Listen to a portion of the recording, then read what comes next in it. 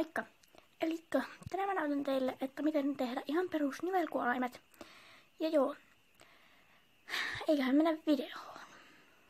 Tähän startteet kuularenkaita 2.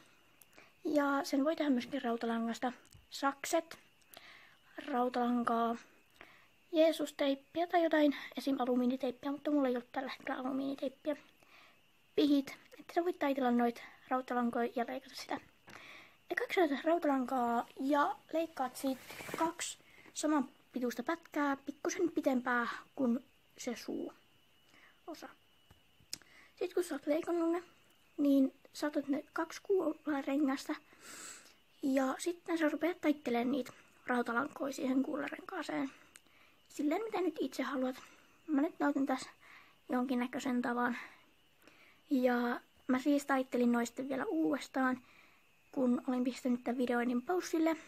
Mutta niinku, tässä vaan näkyy se, että millä tavalla mä olin sitten taitellut ne. Ja siis mä taittelin tolleen, että mä taitoin tämän toisen pään tuolta kuularenkaasta ja sitten ton toisen pään siitä nivelkohdasta. Ja sitten mä vaan painelin tota. Ja joo, tässä nyt näkyy tää mun uudelleen taittelema.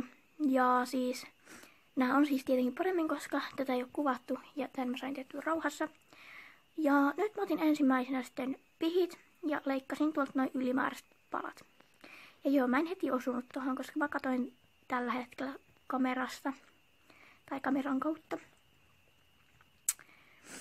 Ja joo, mä leikkasin tuolta ton ylimääräisen pätkän, mikä sitten oli pikkusen liikaa.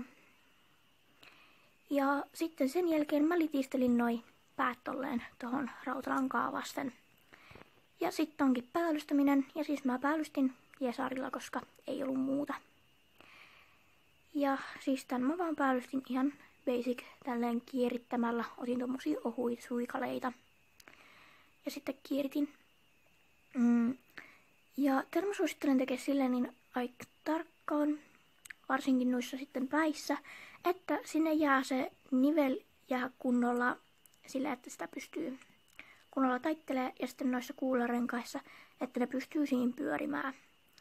Mutta jos haluaa, että ne ei pyöri ne kuularenkaat, niin silloinhan sä voit teipata ne niin kuularenkaisin kiinni. Ja joo, noin mun sakset oli todella tylsät, joten ne ei oikein kunnolla ottanut.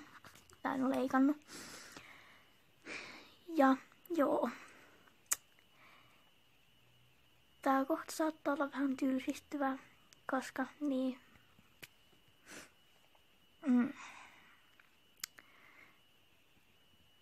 Ja sitten tossa noin, niin mä katoin tällainen tarkkaan, että se ei mene tuohon toisen nivelen päälle.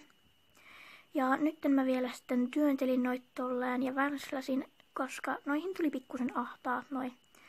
Mut jos haluu, niin niitä voi tietenkin leikatakin pikkusen paremmin, niin kuin isommiksi noita reikiä, jos haluu.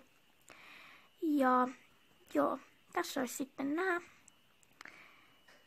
Että tämmöistä näistä nyt tuli. Toivottavasti tykkäsitte videosta ja